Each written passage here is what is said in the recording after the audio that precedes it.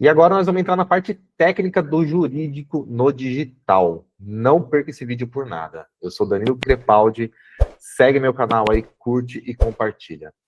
Mais uma vez aqui estou com a Érica e a gente vai falar um pouquinho sobre direito no digital. Érica, por que os contratos são tão importantes no digital? Na verdade, acho que não é só no digital, né? Em geral, mas no digital ninguém fala sobre isso. Oi, pessoal, eu sou a Érica, advogada, especialista em negócios digitais, e hoje a gente vai falar um pouco mais da parte técnica. O Danilo me perguntou por que os contratos são tão importantes no digital. Realmente, Danilo, os contratos não são importantes só no mundo digital. Porém, no digital, muitas pessoas ignoram essa parte extremamente importante.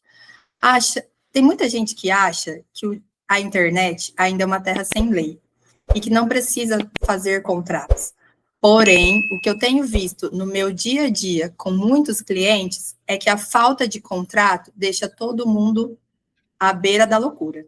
E eles tentam consertar um negócio que não tem conserto, ou que até tem, mas depois de muita briga e de muito gasto. O contrato ele é importante por quê? Porque nesse documento você vai colocar as obrigações das partes, os prazos para você cumprir o que o seu cliente está contratando de você, o que você deve fazer, o que a outra parte deve fazer, qual que é o prazo de duração desse serviço, o que acarreta em caso de rescisão contratual sem informação, sem pedir, eu fiz um contrato com você hoje, amanhã eu não quero mais. Não, não é assim. Sem um contrato, tanto no digital como no mundo dos negócios normal, você fica muito vulnerável às outras partes. É cliente que não paga, é prazo que não é cumprido. Então, o contrato ele é um benefício para mim e para você. Mas é só a empresa que tem que ter contrato? Não, você como gestor de tráfego, você tem que fazer contrato com seus clientes. Um afiliado digital, ele tem que ter contrato com o produtor, seja ele infoprodutor ou produto físico. Só que muita gente ignora o fato da necessidade de ter um contrato e também da importância que esse documento tem na vida para você poder escalar, para você se proteger, especialmente em caso de litígio, quando a relação não dá certo. Legal. Eu percebo que as pessoas só dão valor a hora que perde, né? A hora que, nossa, por que eu não fiz o contrato? E aí já era, ou sai muito caro, né, para depois recuperar, para tentar consertar, se é que há conserto, dependendo do caso. Sim, isso acontece muito. E outra coisa muito interessante é que as pessoas hoje em dia, até meio que saindo dessa parte do contrato, indo para a inteligência artificial, mas ficando na mesma parte. E por que eu tenho que contratar um advogado para fazer contrato ou para revisar um contrato, se o chat GPT faz para mim? Pessoal, o chat GPT faz muita coisa. Eu, inclusive, amo o chat GPT, amo usar a inteligência artificial, mas ele vai fazer contratos genéricos. Ele vai fazer ali o que ele busca em toda a experiência dele, né? Mas quem precisa, quem vai te auxiliar num contrato personalizado para você, para o seu trabalho, para o seu serviço, para a sua empresa, é um profissional qualificado, que é um advogado especialista em contratos. E no digital, um advogado especialista em direito digital. Perfeito. Vamos falar um pouquinho agora sobre LGPD. O que é e como pode prejudicar um negócio? A LGPD é a Lei Geral de Proteção de Dados, né? Ela foi sancionada, é uma lei, né? Foi sancionada no Brasil em 2013, se eu não me engano, sou meio ruim com datas, mas é uma lei que veio para quê? Porque antigamente, especialmente na internet, as pessoas utilizavam dos dados das pessoas indiscriminadamente. Você vai fazer uma compra, você vai lá, preenche seu nome, seu CPF, seu endereço e tudo mais. E aquilo, o que acontece quando você faz isso? Você começa a receber e-mails, toda vez promoção, aquilo chega a ser até chato. Então, antes, não existia uma legislação que cuidava disso. As pessoas, as empresas, especialmente na internet, podiam usar os seus dados da maneira que eles quisessem. E isso houve muito problema, porque houveram muito vazamento de dados. Então, essa lei ela veio para quê?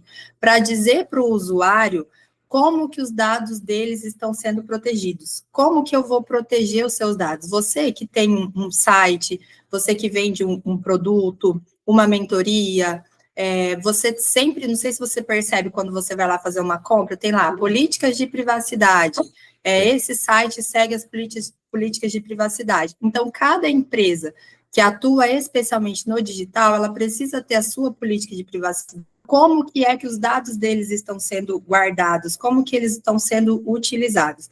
E o que acarreta não ter isso? A empresa não ter isso, o prestador de serviço não ter isso?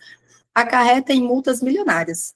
Porque se a sua empresa é hackeada, se o seu site é hackeado e os dados dos seus clientes vazam, você pode sofrer indenizações, processos, enfim, é incalculável o prejuízo que pode trazer. Outro documento que ninguém dá valor e acha que não tem importância. Legal. Sabe que falando sobre esse assunto, me veio na mente agora que foi daí que eu comecei a entrar no digital. Eu comecei a pensar no digital, porque tem uma profissão que cuida disso, e não necessariamente a pessoa precisa ser advogada, mas não estou lembrando o nome agora. Você lembra, Érica? Cara, eu lembro que quando eu comecei a conversar com meu irmão, ele falou, faz o curso do... Como que chama? Era um curso de 3 meses, que tu ganha super... Que aí você pega a parte jurídica da empresa e junta com a parte da pessoal do marketing para ver o que pode e o que não pode. Aí foi logo quando lançou. Cara, não sei. Nossa Senhora. Eu vou lembrar depois pra fazer pra gente falar um pouco mais sobre isso, para fazer um cortezinho sobre isso. Não sei. Depois a gente pesquisa. Tá. Legal, Eric. Então, muito importante, né? Eu sabia que era. Sou meio não, muito leigo na parte de direito de digital também, mas eu lembro que essa lei é recente. Essa lei não é tão velha assim. Assim como a internet, na internet é muita coisa que precisa ser feita, né? Eric, vamos falar um pouquinho agora também do uso de imagem sem autorização. Pode usar uma imagem sem autorização ou não? Adulto, criança, como que funciona? Não, Danilo, interessantíssima a sua pergunta, porque recentemente, para quem me segue no Instagram, viu que eu fiz um reel sobre isso, e o pessoal hoje em dia também acha que usar a imagem, tá na internet, tá permitido. Não, pessoal, não tá permitido, não é assim que funciona. Mais uma vez, a internet não é uma terra sem lei, existe lei na internet sim, talvez se você não teve nenhum problema até o momento, é porque você tem sorte. Então, assim, não pode, especialmente de crianças, você não pode usar a imagem de ninguém sem autorização, mas especialmente de crianças e adolescentes, porque a gente tem um código, um estatuto, né, da criança e do adolescente, que é o ECA, que fala que utilizar a imagem sem autorização dos responsáveis é passível até de crime, além de indenização. Então, assim, para você usar uma imagem, você, por exemplo, você é um prestador de serviço e você tem o seu Instagram. Mas eu sou uma clínica de estética, eu vou filmar. Ela sabe que eu vou filmar? Não, ela não sabe. Se você não pegar uma autorização por escrito daquela pessoa, você não pode postar ela. Porque ela precisa autorizar o seu uso. Recentemente... Oi? Desculpa interromper, uma pergunta. Quem que faz isso hoje? Ninguém, né? Você vê todo mundo filmando, todo mundo postando e também ninguém pedindo autorização para nada, né? Incrível. Até dá ruim, né? Muito. Érica, problemas para estabelecer conexão com a internet. Olha o corte.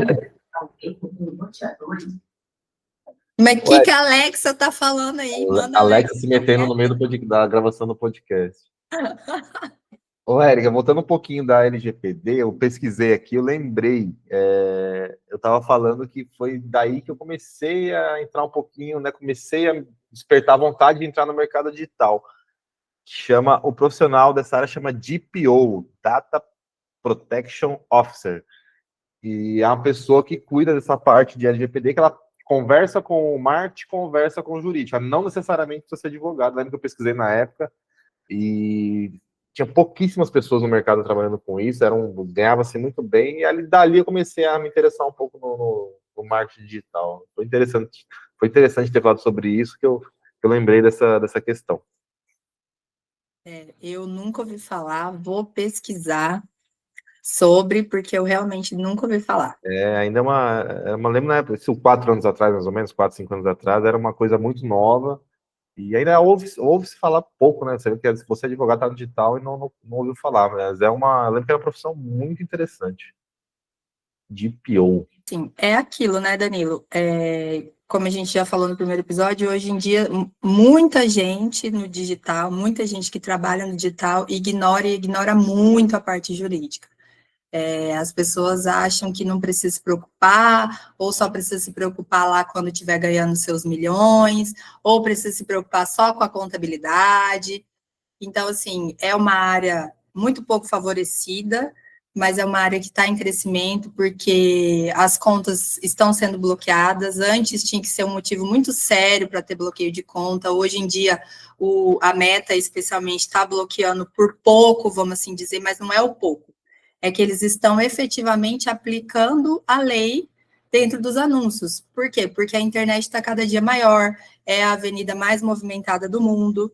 Então, se eles não tiverem esse cuidado, as pessoas vão continuar, porque a gente sabe que a gente trabalha certo, mas muita gente trabalha errado, né? Então, eles estão pegando no pé, sim. Então, você ter uma estrutura jurídica no digital é muito importante para você escalar o seu negócio da forma correta e não ter problema lá na frente e chegar a perder tudo.